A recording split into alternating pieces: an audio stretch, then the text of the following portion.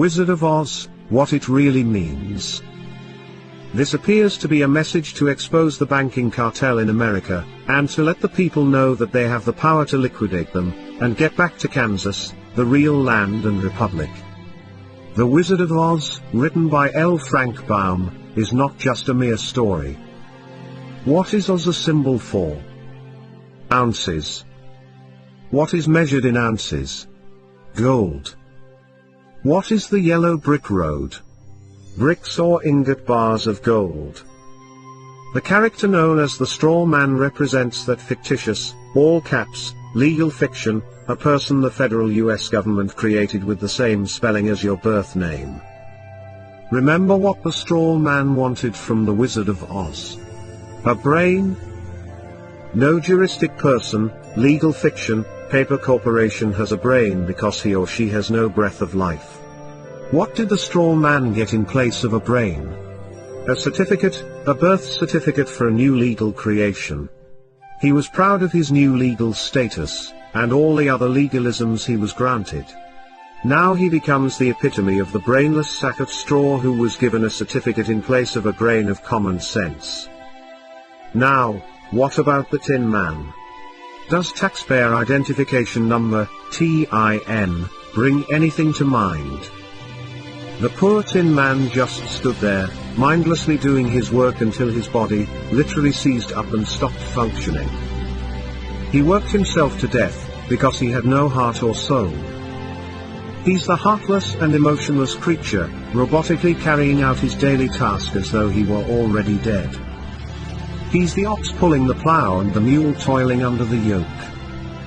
These days, his taskmasters just oil him nightly with beer, and place him in front of a hypnotic television, until his very existence no longer has any meaning or value. His masters keep him cold on the outside, and heartless on the inside, in order to control any emotion or feeling that might arise. The Cowardly Lion was always too frightened to stand up for himself. Of course, he was a bully and a big mouth when it came to picking on those smaller than him. Have you ever noticed how bullies are really the biggest cowards? They act as though they have great courage but, in reality, have none at all. They roar, but with no teeth of authority to back them up. When push came to shove, the Cowardly Lion always buckled, and whimpered when anyone of any size or stature challenged him. He wanted courage from the Grand Wizard, so he was awarded a medal of official recognition. Now, although remaining a coward, his official status allowed him to be a bully, but with officially recognized authority, and not at all unlike the attorneys, who hide behind the courts. What about the trip through the field of poppies? Did you notice how this had no narcotic effect on the straw man who had no brain, or the Tin Man with no heart or soul? They weren't real people, so drugs could not influence them. The Wizard of Oz was written at the turn of the century, so how could the author have known America was going to be drunk? The Crown has been playing the drug cartel game for centuries. Just look up the history of Hong Kong and the Opium Wars. The Crown already had valuable experience conquering all of China with drugs, so why not the rest of the world? What was the Emerald City? The Federal Reserve System.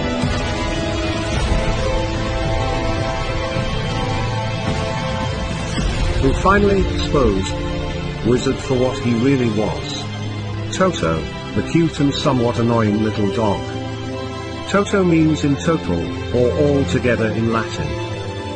What was it that the witch wanted after she alleged that the little dog had bitten her? Toto. Or everything. Notice how Toto was not scared of the great wizard's theatrics, yet he was so small in size, compared to the wizard, that no one seemed to notice him. The smoke, flames and holographic images of Oz were designed to frighten people into doing as the great wizard commanded. But Toto simply padded over, started barking until others paid attention to him and came to see what the barking was about. Who was behind the curtain? Just an ordinary person controlling the levers that created the illusion of the great wizard's power and authority. When Toto pulled back the curtain and completely exposed him, the charade was at an end. The veil hiding the corporate legal fiction and its false courts was removed. The wizard's game was up, and what was he after all? A conman, a fraud. We can see, in this tale, just how loud the bark from a little dog can be. Most of us remain silent and wait to be given whatever food and recognition, if any, by our legal masters.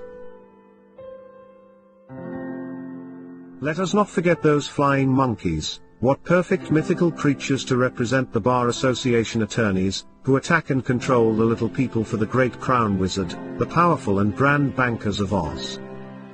How, finally, was the evil witch destroyed? Pure, clean water? Liquidation. How did Dorothy finally get home? She simply clicked her heels. She always had the power, and so do we. What would it take to expose the wizard for what he is? We each need only a brain, a heart and soul, and courage. Then, and perhaps of the greatest importance, we need to learn how to work together.